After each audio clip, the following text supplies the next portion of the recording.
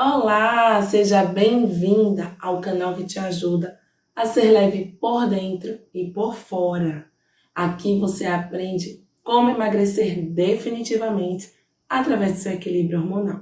Eu sou Cíntia Barros, médica endocrinologista, especialista no tratamento do sobrepeso e obesidade há 10 anos e sou chefe do Serviço de Obesidade da Universidade Federal da Bahia. O nosso tema de hoje será como emagrecer após os 40 anos de idade sem perder massa muscular. Existe uma diferença muito grande entre perder peso e emagrecer. Perder peso simplesmente é refletida no ponteiro da balança. Se você perder água, ou músculo, ou gordura, ou se de repente você estiver edemaciado por algum problema de saúde, mas toma um medicamento e desincha, você vai ver esse reflexo na balança. E isso simplesmente significa perder peso. Mas eu sei que a maioria de vocês não deseja simplesmente perder peso, e sim emagrecer. E qual é a diferença? É que no emagrecimento, você tem não somente uma perda de peso detectada na balança, mas também uma redução de massa gorda, de tecido adiposo, de gordura. E isso sim a gente considera um verdadeiro emagrecimento, quando além de perder o peso total, você perde principalmente a massa gorda. E por que isso é importante? Porque é interessante você emagrecer perdendo gordura e não perdendo peso em geral, perdendo músculo, perdendo água, perdendo outros tecidos. Porque esse sim é um emagrecimento saudável. O nosso peso, a nossa constituição física, ela depende muito da nossa musculatura. Quem sustenta você, quem gera o movimento, não são os ossos. Tem muita gente que acha assim que o esqueleto é que sustenta o corpo. Isso não é verdade. Quem realmente sustenta o nosso corpo é a musculatura. Então, quanto mais você mantém essa musculatura rígida, saudável, você preserva essa musculatura, mais saudável você fica com uma postura melhor, você consegue metabolizar melhor as proteínas, os lipídios, os carboidratos, porque a musculatura ele tem esse papel de gastar energia, de gerar energia, de sustentar o nosso corpo, de manter a nossa saúde, de manter a pessoa rígida, né? A gente costuma falar assim, uma pessoa rígida. Mas para tudo, que eu tenho certeza que você vai ter informações valiosas durante todo esse vídeo. Mas antes de continuar, clica aqui embaixo, dá o seu like, é muito importante para a gente avaliar se você está gostando do conteúdo. E, claro, compartilha com a sua família, com seus amigos, para que eles também possam se beneficiar desse conteúdo, tá certo? Mas vamos lá. Antes de querer emagrecer e perder tecido gorduroso, você precisa, primeiro ponto, é saber se realmente você precisa emagrecer, se realmente você precisa eliminar esse excesso de gordura. E um cálculo super simples, super fácil que a gente costuma utilizar para classificar se a pessoa é eutrófica, ou seja, tem um peso adequado, ou se ela é baixo peso, ou se é sobrepeso, ou se ela tem obesidade, grau 1, grau 2, grau 3, que antigamente era chamada de obesidade mórbida.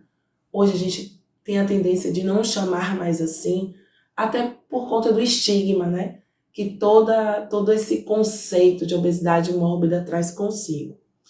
Enfim, mas vamos deixar isso para um próximo vídeo, para um próximo tema. Então, aqui nesse momento, você precisa saber o seu IMC. Classificar a sua composição corporal com esse cálculo simples que é o índice de massa corporal. Você pega o seu peso, pega aí a calculadora, pega o seu peso e divide pela sua altura em metros. Então, por exemplo, se você tem 1,60 m, você vai pegar o seu peso, digamos que você tenha 80 quilos. 80 dividido por 1,60 m, ou seja, por 1,6. Esse resultado você vai colocar novamente, quer dizer, já está na calculadora, então você vai clicar em dividir e vai dividir novamente por sua altura. peso dividido por altura, o resultado divide novamente pela altura e você vai encontrar um número. Se esse número estiver abaixo de 18,5, significa que você tem baixo peso e para que esse vídeo não é para você. Você não precisa emagrecer, você não precisa perder tecido gordo. Pelo contrário, você está precisando ganhar massa, ganhar mais peso. Se você tiver um resultado de IMC entre 18,5 e 25, significa que seu peso está adequado. Você é uma pessoa eutrófica, que tem a quantidade de músculo, de gordura provavelmente saudáveis. Se der acima de 25, aí você é classificado como sobrepeso. Se der acima de 30, você já tem obesidade. De 30 a 35, obesidade grau 1. De 35 a 40, obesidade grau 2. Acima de 40, obesidade grau 3, que também é chamada de uma obesidade grave, porque está associada com redução de tempo de vida, ou seja, mais risco de mortalidade. E só para você entender o impacto disso, tem estudos mostrando que uma pessoa que tem obesidade grau 3, ou seja, um IMC acima de 40, e olha que o estudo foi feito com pessoas que têm um IMC de 40 a 50, não colocou aquelas pessoas que têm um IMC acima de 50. Então, se tiver um IMC entre 40 e 50, a chance que a pessoa tem de chegar aos 70 anos é de apenas 50%. Isso é muito grave, principalmente quando a gente considera a sobrevida da população, a expectativa de vida da população, que hoje é de em torno de 72 anos para os homens e 78 anos para as mulheres aqui no Brasil. Pois é, a expectativa de vida de uma mulher é de 78 anos, mas se ela tiver obesidade grau 3, ou seja, o IMC acima de 40, essa chance de chegar aos 78 anos, 72, 75, cai pela metade, diminuindo bastante a sobrevida da mulher que tem obesidade. Então, obesidade, como eu costumo falar, não é um assunto simples, não é uma brincadeira. A gente precisa realmente levar a sério e entender que, assim como a obesidade está associada com mais de 200 doenças, ela também está associada com redução de expectativa de vida. Eu tenho certeza que você quer ver seus filhos crescerem, seus netos crescerem, quer realizar seus sonhos, quer chegar em um envelhecimento saudável, com funcionalidade, com autonomia, podendo fazer várias coisas, podendo brincar com os netos, podendo viajar, podendo realizar tantas coisas que muitas vezes a gente não tem tempo para realizar na idade adulta e a gente acaba deixando para a terceira idade. E por que não? Por que não realizar sonhos na terceira idade, não é? Pois bem, para você chegar lá e para chegar com qualidade, você precisa antes cuidar muito bem da sua saúde. E um ponto-chave, um ponto que vai fazer uma diferença incrível é justamente controlar o seu peso. Bom, mas vamos lá então. Entendido essa questão do IMC, acho que ficou claro, tá? Ficou claro? Se você tem alguma dúvida, deixa aqui nos comentários. Olha, doutora, não entendi esse ponto. Deixa a sua pergunta, eu prometo a você que assim que eu puder eu vou responder. Existem outras formas de você também calcular a sua musculatura, seu excesso de peso, se tem, se não há. É um cálculo muito simples e, portanto, é um cálculo que também é falho. Eu preciso te dizer que uma pessoa que tem 1,60 m e 70 kg, ela pode estar obesa, e essa mesma pessoa com 70 quilos e 1,60 m pode estar super bem com a musculatura excelente. De um lado a gente tem a obesidade, do outro lado a gente tem uma pessoa que tem músculo, que é musculosa. Você percebe a diferença? Então, é só para você entender. O IMC, ele te dá uma ideia, ele te dá uma classificação geral. Mas é claro que uma avaliação física, uma avaliação mais detalhada, de repente uma bioimpedância ou um DEXA, né, que é um exame que é muito mais específico para a gente ver o que é massa gorda, o que é massa magra, qual o peso ideal, quanto a pessoa realmente deveria ter para ter uma constituição física bem adequada. Aí a gente realmente teria que lançar a mão desses exames. DEXA ou a mesma a bioimpedância, que é um exame mais barato, mais simples. E ele sim fornece uma ideia mais realista do quanto a pessoa realmente precisa perder, de quanto de gordura, de percentual de gordura que ela tem. Mas esse IMC, ele é simples, ele não custa nada e ele já nos dá uma ideia. Se a gente associar isso à medida da circunferência abdominal, vai ser ainda melhor, mais preciso, para a gente entender realmente se a pessoa precisa emagrecer ou não e quanto ela realmente precisa perder. Tá, doutora, mas eu tenho mais de 40 anos, já calculei meu IMC, já vi que estou acima, estou com sobrepeso ou estou com obesidade e eu preciso me livrar disso. Eu já entendi que para envelhecer com saúde, de maneira funcional, autônoma, saudável, eu preciso me livrar um pouco mais desse excesso de gordura. E aí, como emagrecer, como perder essa gordurinha que é localizada ou muitas vezes é generalizada, como perder isso sem mexer na minha musculatura, sem perder meu tecido muscular? Existem duas formas principais. Claro que há várias respostas para essa pergunta, mas eu vou te dizer hoje duas respostas que já vão te ajudar bastante para o seu emagrecimento sem perda de massa muscular.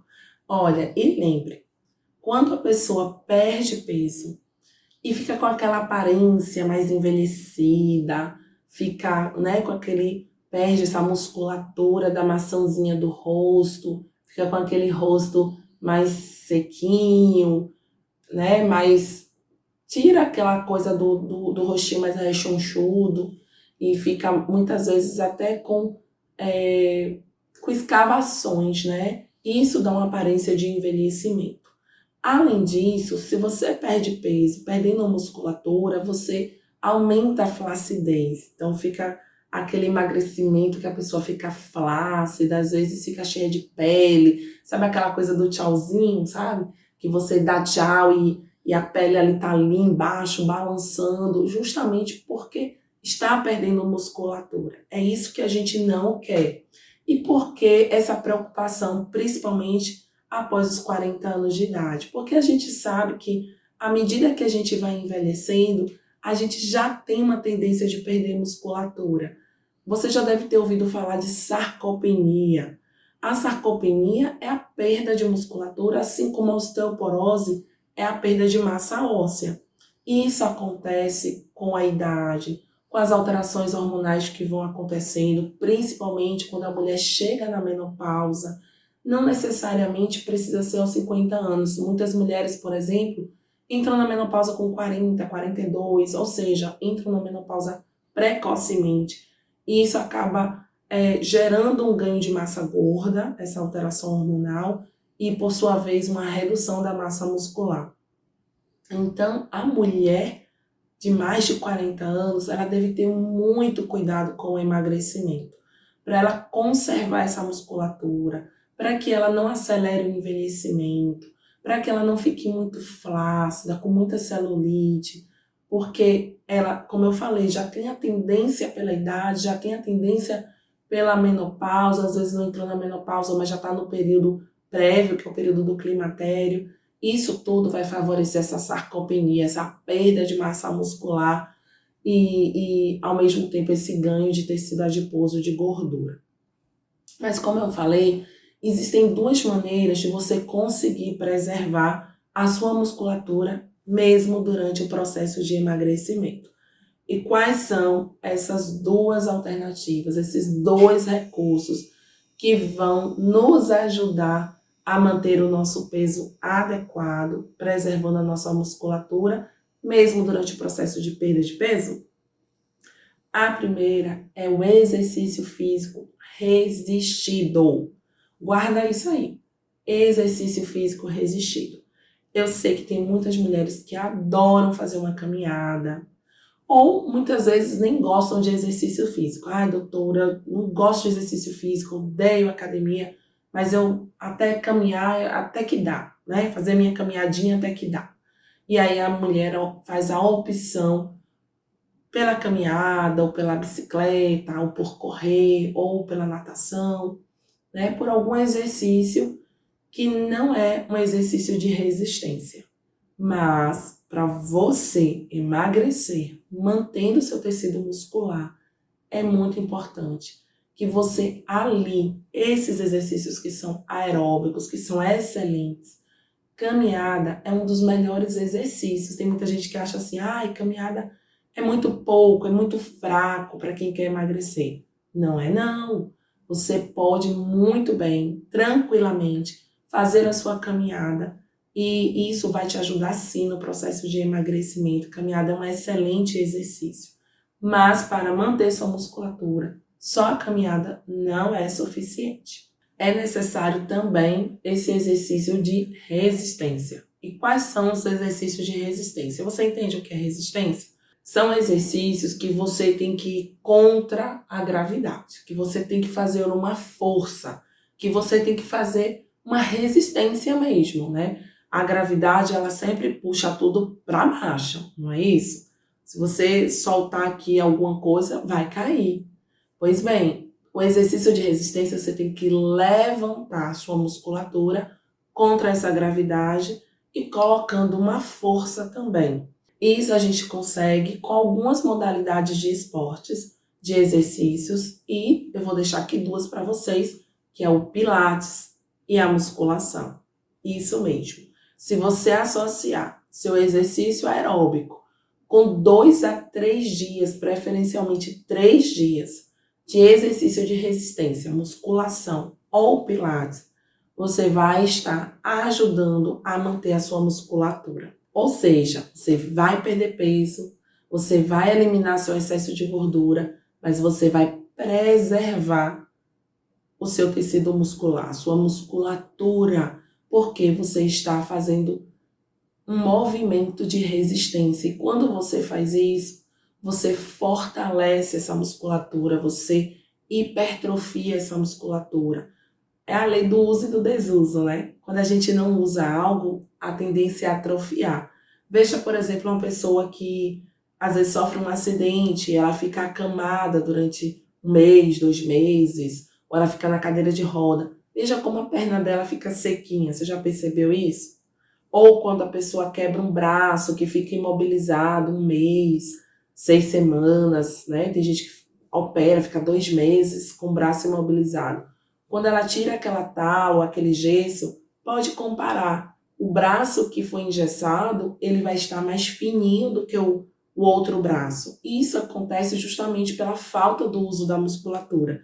Toda vez que a gente não está usando um músculo, a tendência desse músculo é realmente atrofiar. Por isso que nesse processo de emagrecimento, é muito importante você fazer uso da sua musculatura.